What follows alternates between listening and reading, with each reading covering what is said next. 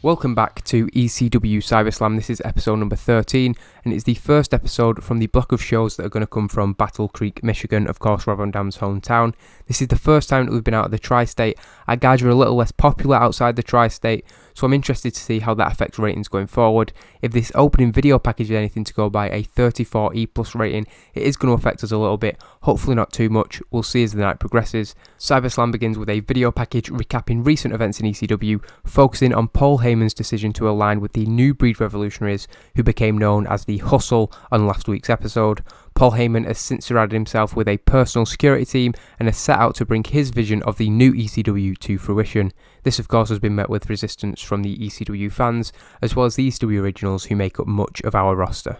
Last week, after Rob Van Dam retained the ECW World Championship, he was attacked by members of the Hustle, with Low-Key putting the World Championship over his shoulder. Perhaps a look into Heyman's vision for the next ECW World Champion.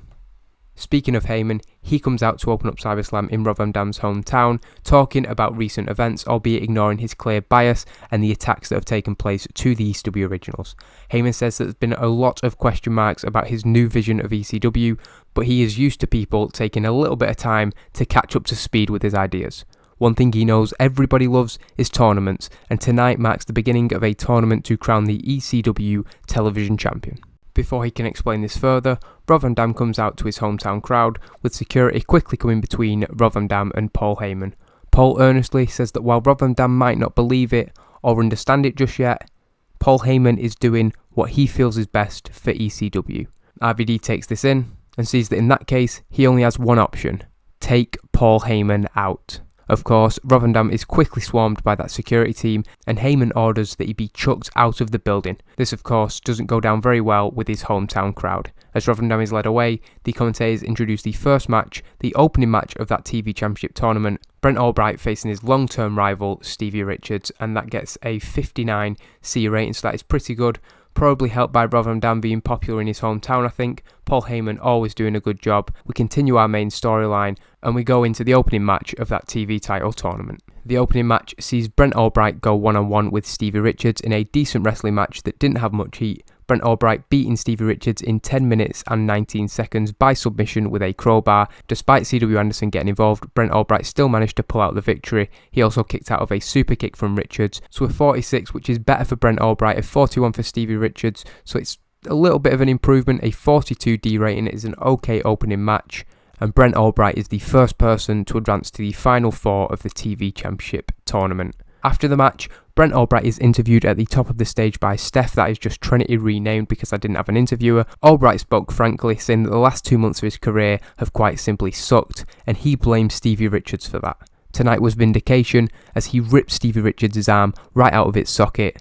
The shooter added that he was done with CW Anderson, he was done with Richards, and he was coming for the ECW Television Championship. So that is again a better promo from him, a 43D. He's been having some really bad promos in the tri-state area. Maybe his popularity in the Great Lakes is helping him, and he's done much better there. We also scripted him. Usually I let people do unscripted promos. Albright has been absolutely terrible at improvising, so they're vindicated with a scripted promo. A graphic is then shown on screen displaying the bracket for the ECW Television Championship tournament. Brent Albright of course already qualifying, and as you can see, Homicide has been given a bye for the first round. Apparently his scheduled opponent was the Sandman, but he is unable to compete due to the injury sustained 2 weeks ago. There was no reason given for the fact that a lack of replacement was found, and Homicide is straight into the semi-finals. We then get a segment in the back. RVD is seen trying to return to the building. He's at the entrance. He doesn't want to leave the building. He is arguing with the security team who are kicking him out. Paul Heyman walks up to the World Champion, telling him that if he doesn't cool down, he's definitely not going to be allowed back in the building on a permanent basis. RVD then threatens Heyman, with Heyman telling security to kick him out of the building and call the cops. As Paul Heyman turns around with a smirk on his face, he is confronted by CM Punk, who says that he's been looking for Paul for 2 weeks. Heyman says that he doesn't have the time and is whisked away under the cover of his personal security team. Punk is furious until Tommy Dreamer approaches him. Dreamer wishes Punk luck in the ECW TV title tournament, saying that along with his fellow original Balls Mahoney, he's rooting for Punk to stop the Hustle from taking that title. Punk thanks Dreamer and says that he might have to go through all 3 members of the Hustle to win the tournament, but he's more than willing to do that.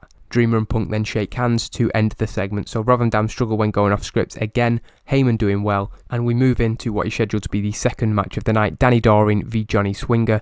They come out and they're bickering from the moment they're both in the ring, and it lasts just 3 minutes and 11 seconds. It barely gets the chance to go in, the two getting involved in a raw, scrappy brawl from the opening bell. A couple of minutes into the match, Shelly Martinez comes out to the top of the ramp, her presence alone stopping both men in their tracks. With the match still going on, Shelly Martinez introduces her new man, Kevin Fertig. Fertig walks down to the ring and destroys both men, taking them out with 2 huge chokeslams. With both men out cold, 3 minutes into the match, the referee has no choice but to call for the bell. Following the match, Fertig lays Danny Doring and Johnny Swinger on top of each other in the ring, Roadkill coming down looking to help his tag team partner, only to be chokeslammed and added to the pile. The destruction that Kevin Fertig has caused in his debut in ECW clearly gets Shelly Martinez going, the two getting involved in an over-the-top make-out session that goes on for an uncomfortably long time. So a above average rating for Kevin Fertig's mysterious brute gimmick, the storyline of Shelly's new man advancing with the debut of Kevin Fertig. The commentators then introduce footage from earlier in the night, Rob Van Dam being chucked out of the building by Paul Heyman.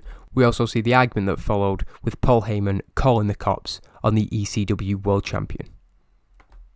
That main event sees CM Punk versus Xavier involved in a very good match, a 57 C-. I was worried about the popularity of these two guys going into the match in the Great Lakes, but CM Punk with a 67 and a decent 42 for Xavier. That is a good, solid main event. The involvement of Sonny Siaki comes as a surprise to nobody, of course, and during the match, Homicide and Loki are seen on screen with Paul Heyman, watching the action as it unfolds.